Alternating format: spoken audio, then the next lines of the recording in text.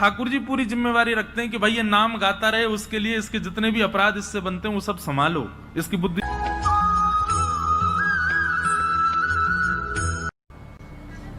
वैष्णव को कम से कम 3 निष्ठाओं का पालन करना चाहिए, तभी उसका वैष्णव धर्म निभता है।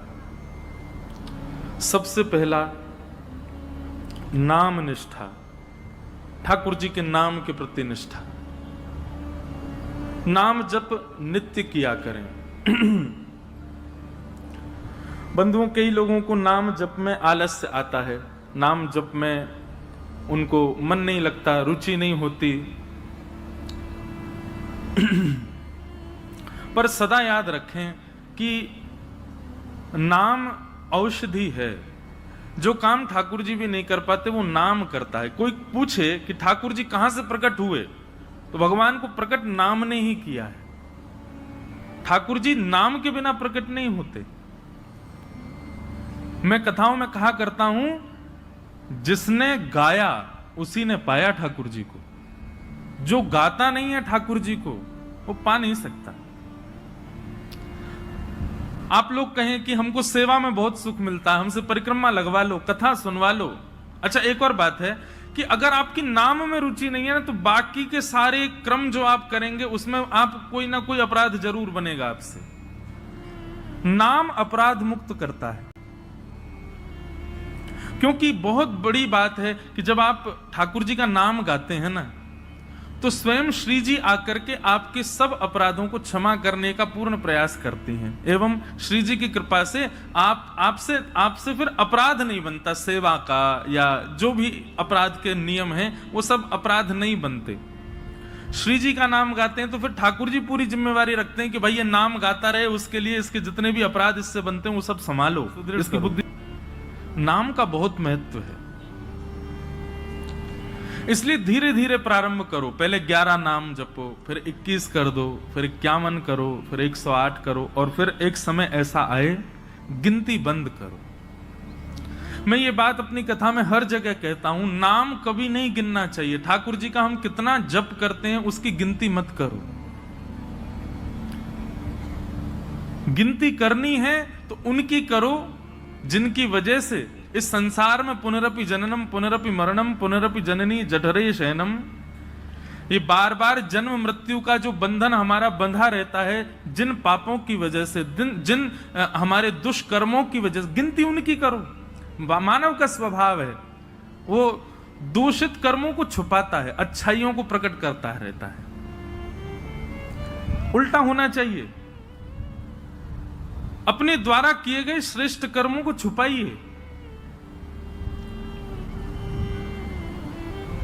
नाथ द्वार दर्शन करके आए तो तब तक चैन नहीं पड़ेगा जब तक आप 10 लोगों को बता नहीं दो हम नाथ द्वारा गए।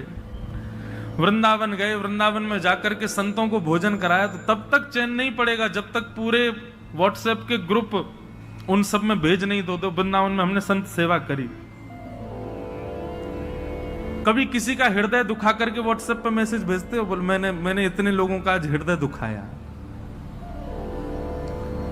आज पत्नी को बहुत सुनाई मैंने, वो बेचारी रो रही है, ये किसी को बताते हैं हम? नहीं। मैंने पड़ोसी के साथ में दूषित कृत्य किया, उसके साथ गलत किया, उससे ईर्ष्या करी, इन सब का प्रकाश नहीं करते, इन सबको छुपा के रखते हैं। हम प्रकाश करते हैं अपनी योग्यताओं का, कभी नहीं। ये बात हम इसलिए कह रहे हैं, हमसे मिलने भी आते हैं लोग, अब भीड़ इतनी होती है तो एक सेकंड में भी व्यक्ति को यह लगता है कि मैं बता दूं। आप मिलने आते हैं, आपसे ज्यादा उत्सुक मैं होता हूं आपसे मिलने के लिए, लेकिन एक क्षण के समय में भी आप जब ये बता देते हैं, महाराज जी मेरा इतना नाम जप रोज होता है, महाराज जी मैं इतनी घंटे सेवा रोज करता हूं, मुझे रात्रि स्वप्न में ठाकुर जी दिखते हैं। क्यों? एक बात सदैव याद रखिएगा, भक्ति यदि पूर्ण रूपेण आपके चित्त में आएगी तो आप प्रकाश करने से बचोगे, आप उसका प्रकाश नहीं करोगे, उसको गोपनीय रखोगे। और एक बात कहें, जब आप अपनी प्रेम लक्षणा भक्ति को गोपनीय रखते हैं तो आपके मुख की आकृति प्रकाश करती है, आपको बोलने की आवश्यकता नहीं है। हमारे वृंदावन के संतों को देखो, उनको बोलने की आवश्यकता नहीं, उनका मुखमंडल बता देता है कि कृष्ण प्रेम है चित्त में, इनके चित्त में भजन है, इनके चित्त में नाम विराजमान है। भक्तमाल जी में कथा आती है अंतर्निष्ठ राजा की, जो प्रभु के नाम को सदा अपने चित्त में छुपा करके रखता, कभी किसी को यह पता तक नहीं लगने दिया कि वो एक वैष्णव है। एक दिन रात्रि में सोते सोते उसके मुख से स्वप्न में ही निकल गया, सुसुप्ता अवस्था में निकल गया, हां राम। पत्नी ने सुन लिया। प्रातःकाल जब बेला हुई, पत्नी ने पूरा घर सजाया, ढोल नगाड़े डुमडुमियां बज रही हैं, मंगल बाजे बज रहे हैं। राजा उठ करके आश्चर्यचकित हो गया, इतने मंगल गान क्यों हो रहे हैं।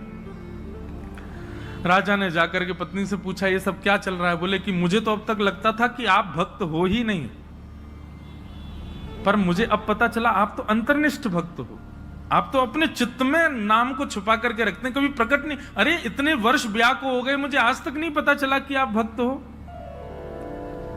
राजा बोला तो हाँ, तो मैं भक्त हूं ही नहीं। बोले कि रहने दीजिए, झूठ मत बोलिए, कल रात्रि स्वप्न की अवस्था में, सुसुप्ति अवस्था में आपके मुख से निकला हा राम।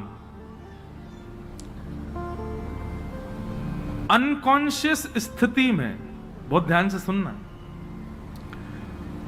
आप कैसा बर्ताव करते हो, क्या बोलते हो, वो बताता है कि आप वैष्णव हो कि नहीं। आपका बुद्धि विवेक सब बिल्कुल संयमित है और उस समय आप भक्ति भाव में रहो, ये सामान्य बात है। लेकिन कभी ऐसी स्थिति आ जाए जहां पर आपको यह भी नहीं पता कहां क्या करना है, कैसे करना है, क्या क्या मुझे होना चाहिए, ऐसे अनकॉन्शियस जब हो जाओ, तब आपके मुख से जो निकलता है उससे पता चलता है कि आप कौन है। अंदर जो है वो वास्तविक तब ही निकलता है, और विशेष रूप से निद्रा की अवस्था में। निद्रा की अवस्था में बंधुओं, नाम जब अपनी तीव्रता में पहुंच जाता है ना, तब व्यक्ति निद्रा में भी, जब जैसे अंगड़ाइयां लेते हैं या फिर हम करवट बदलते हैं तो मुख से स्वर निकलता है, लेकिन नाम जब अपनी तीव्र अवस्था में पहुंच जाता है तो निद्रा में भी श्री राधा, राम, कृष्ण, ये नाम ही प्रकट होता है मुख से। ऐसी स्थिति हो जाती है तन की। उस अंतर्निष्ठ राजा को जैसे ही पता चला कि मेरे मुख से राम नाम निकल गया, पत्नी से बोला देवी अब तुम राजपाट संभालो और सब संभालना, अब मैं जीवित नहीं रह सकता। पत्नी बोली क्यों? बोले मैंने सदा जिस नाम को छुपा करके चित्त में रखा, अपनी पत्नी तक को नहीं पता चलने दिया, वो नाम जब मेरे मुख से निकल गया, मतलब मेरे तन का त्याग नाम ने कर दिया, अब मैं जीवित कैसे रह सकता हूं। प्राण रूप मान करके मैं नाम को अपने हृदय में छुपा करके रखता था, अब वही निकल गया तो मैं जीवित कैसे रहूं। और ऐसा कहते ही तत्क्षण राजा ने अपने प्राण त्याग दिए। इतना बलवान है नाम। तो वैष्णव की प्रथम निष्ठा होती है नाम निष्ठा। आज मुझसे किसी ने प्रश्न किया, नाम जपने की विधि क्या है? ये विधि विधान जो होते हैं ना, श्लोकों के लिए होते हैं, मंत्रों के लिए होते हैं, नाम के लिए कोई विधि नहीं। जपात सिद्धिर जपात सिद्धिर जपात सिद्धिर न संशय। उठते बैठते खाते पीते हंसते हर समय जपते रहो। नाम है ठाकुर जी का। आपका गुरु मंत्र जो है, गुरु श्लोक, गुरु मंत्र जो आपको मिला है, या द्वादशाक्षर मंत्र है, जो मंत्र की विधि है, उसके लिए तो आपको आसन चाहिए, स्वच्छता चाहिए, एक जगह बैठना, मन एकाग्र होना, ये सब चाहिए। पर नाम तो आप हर समय जप सकते हो, हर समय, हर क्षण। तो वैष्णव की सबसे पहली निष्ठा है नाम निष्ठा। इसलिए नाम को प्रारंभ कीजिए। अच्छा, नाम के प्रति 2-3 बातें ध्यान रखिएगा। नाम जपना भी एक सेवा है, और जैसे मंदिर की ठाकुर जी की सेवा है ना, उसमें अपराध नहीं होना चाहिए, उसमें लगन होनी चाहिए, उसमें तत्परता होनी चाहिए, उसमें स्वच्छता, शुद्धता और हृदय में प्रसन्नता होनी चाहिए। ठीक वैसे ही नाम भी एक सेवा है।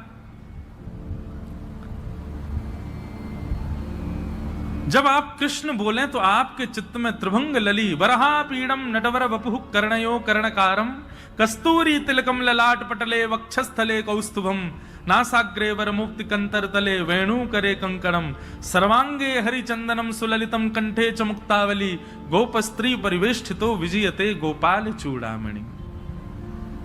कृष्ण कहते ही आपके चित्त में गोपाल जी प्रकट हो जाएं, उनके मधुर रूप का दर्शन होने लग जाए।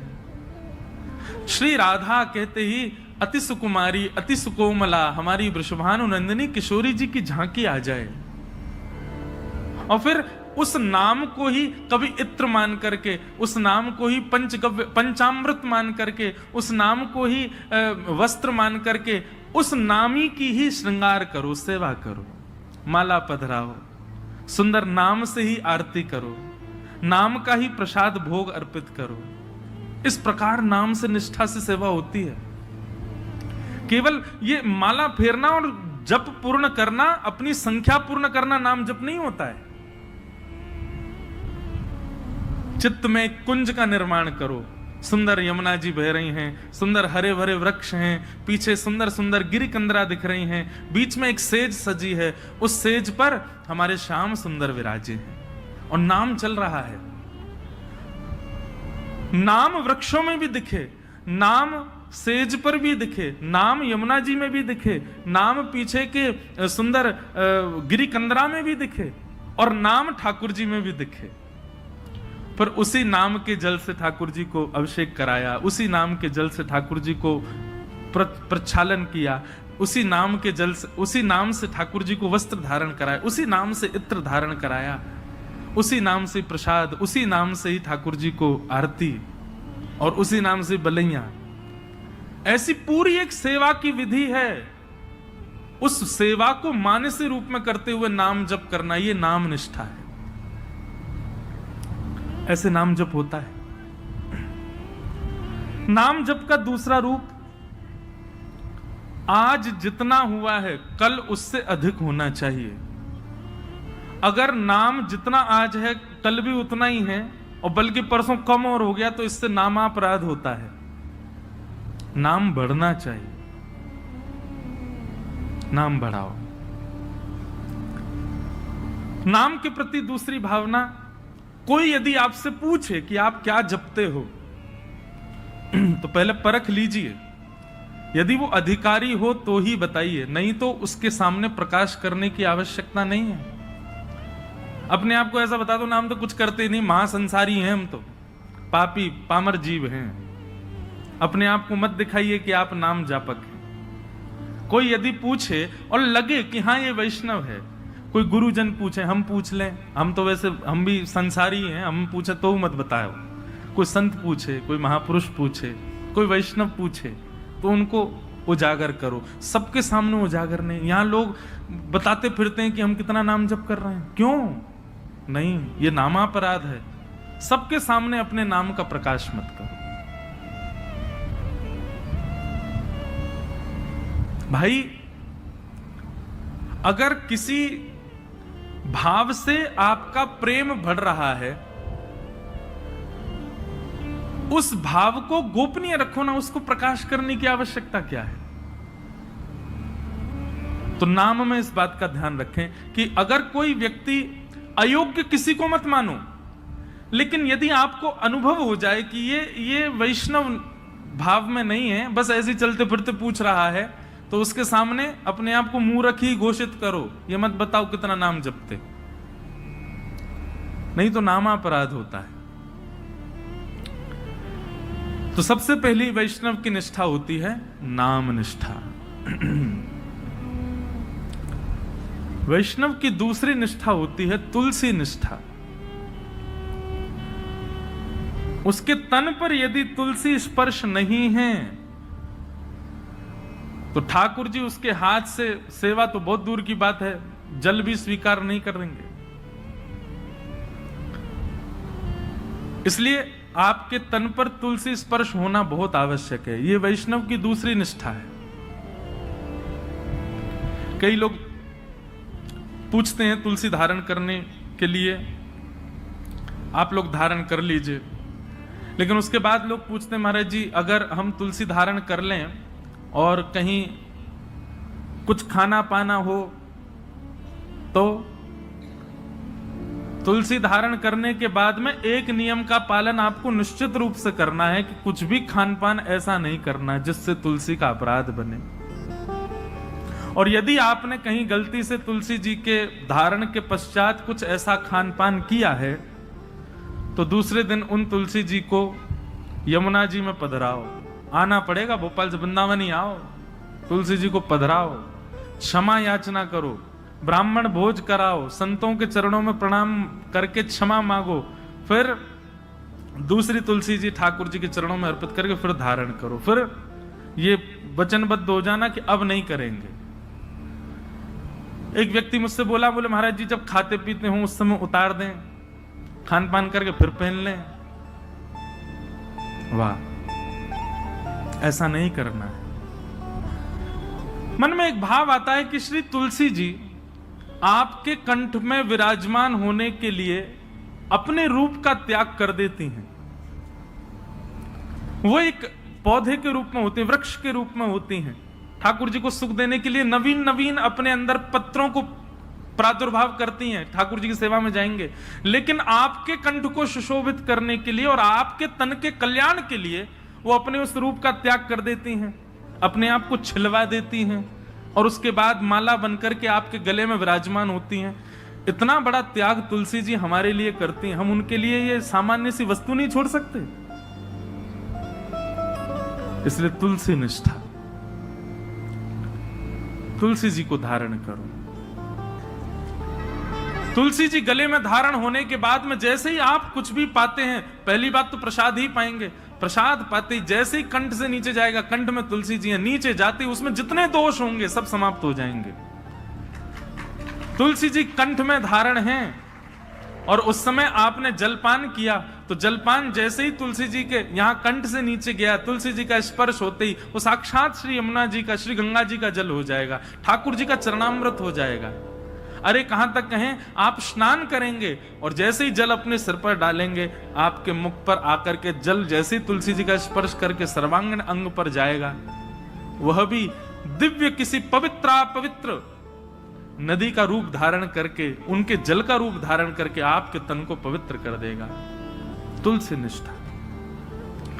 कई संप्रदायों में तुलसी जी का भाव ऐसा, धारण करो पर स्नान के समय मत करो।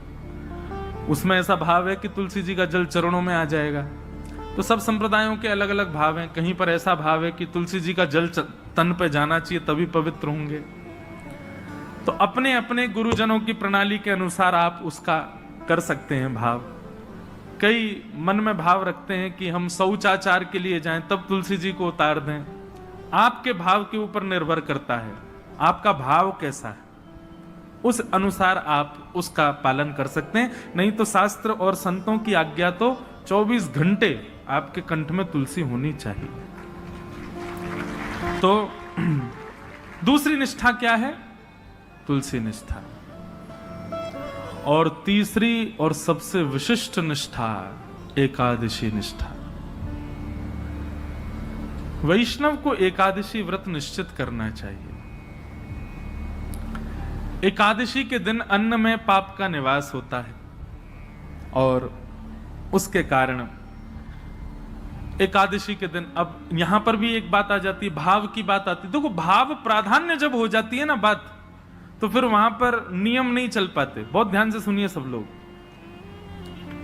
अब हमारे राधा वल्लभी है और हमारे हरिदासी वृंदावन के, वहां पर अधिकतर एकादशी नहीं मानी जाती। क्यों? उनका भाव ऐसा है कि भाई ठाकुर जी का भोग है, कल हमने ठाकुर जी को भोग लगाया, वो अन्न था जिसको हमने भोग लगाया, प्रसाद बन गया। अब आज एकादशी है, हम उस प्रसाद में फिर ये कर रहे हैं कि नहीं आज एकादशी, आज तो हम उसको पा ही नहीं सकते। तो ठाकुर जी का भोग, उसमें एकादशी पर अन्न कैसे हो सकता है? हम प्रसाद को अन्न कैसे मान सकते हैं? इसलिए कहीं ये भाव उत्पन्न ना हो, इसलिए कई हमारे आचार्य चरणों की प्रणाली में भाव से एकादशी का नहीं नियम माना जाता। पर आजकल के मॉडर्न जमाने में करवा चौथ भी नहीं रखती कई माताएं। क्यों? अरे मेरा ब्याह हुआ, मेरा पति इतना फल फूल रहा है, उसके लिए मैं भोजन क्यों त्यागूं? मैं तो खूब रज रज के पाऊंगी। इसलिए माताएं पाती हैं। देखो कितना भी आप पाओ, लेकिन जब करवा चौथ के दिन कोई मां, कोई बहन अपने पति के लिए व्रत करती है, एक दिन के लिए किया गया व्रत वो शोभनीय लगता है, सुंदर लगता है, उसमें कोई पीड़ा नहीं, सबको अच्छा लगता, बल्कि माताएं सौभाग्य मानती हैं कि हम व्रत करें। और आजकल तो भाई लोग भी करते हैं पत्नी के लिए। अच्छा है, आप लोग ज्यादा एक्सपीरियंस्ड हो, हमको नहीं पता,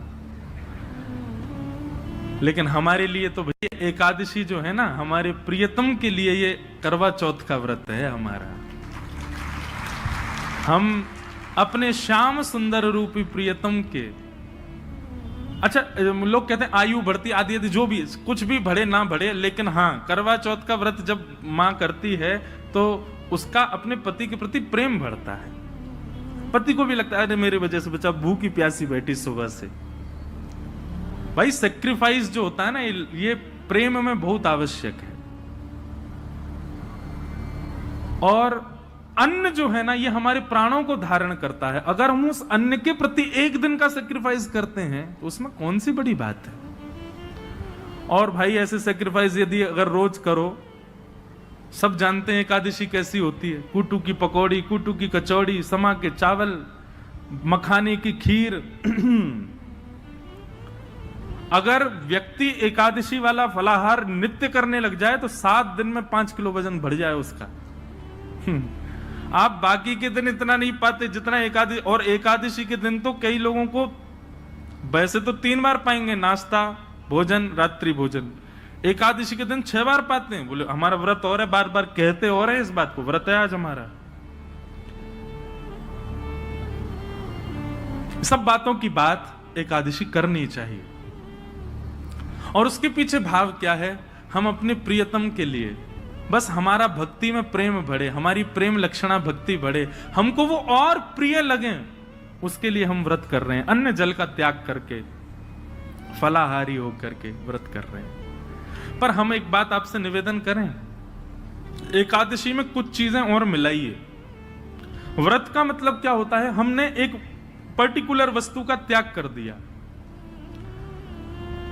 पर एक बात मेरे मन में कभी कभी आती है कि अन्न का त्याग करना कोई बहुत बड़ी बात नहीं है। आजकल के बच्चे सो करके उठते 12 बजे हैं और 12 बजे उठते हैं तो फिर भोजन पानी उनका ऐसे ही अस्त व्यस्त ही रहता है। आजकल के बच्चे एक समय ही भोजन कर लें वही बहुत है। तो भोजन का त्याग करना कोई बहुत बड़ी बात नहीं है। कई लोग बिना भोजन के भी निकल जाते हैं, बिना भोजन के भी रह लेते हैं।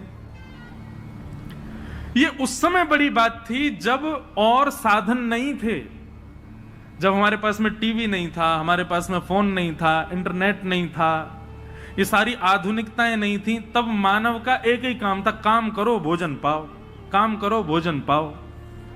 भोजन ही सब कुछ होता था।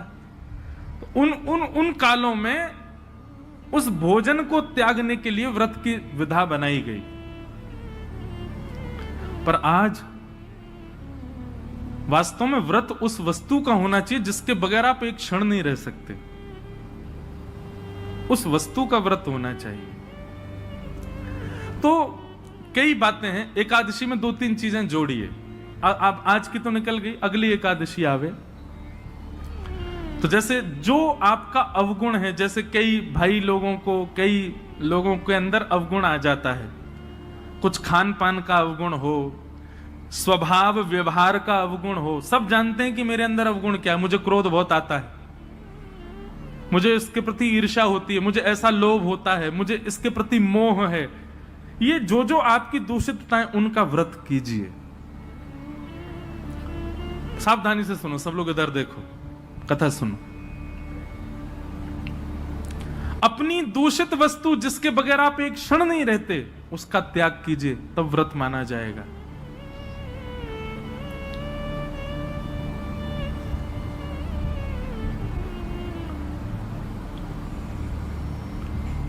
निकालिए, लिस्ट बनाइए, ऐसे कौन कौन सी वस्तुएं हैं जिनके बगैर आप एक क्षण नहीं रह पाते। संसारी वस्तु, उसका व्रत कीजिए, एक दिन व्रत कीजिए। अगली एकादशी पर नियम बनाओ। सबसे ज्यादा तो फोन ही है भैया, उसके बिना ही नहीं रह पाते हम।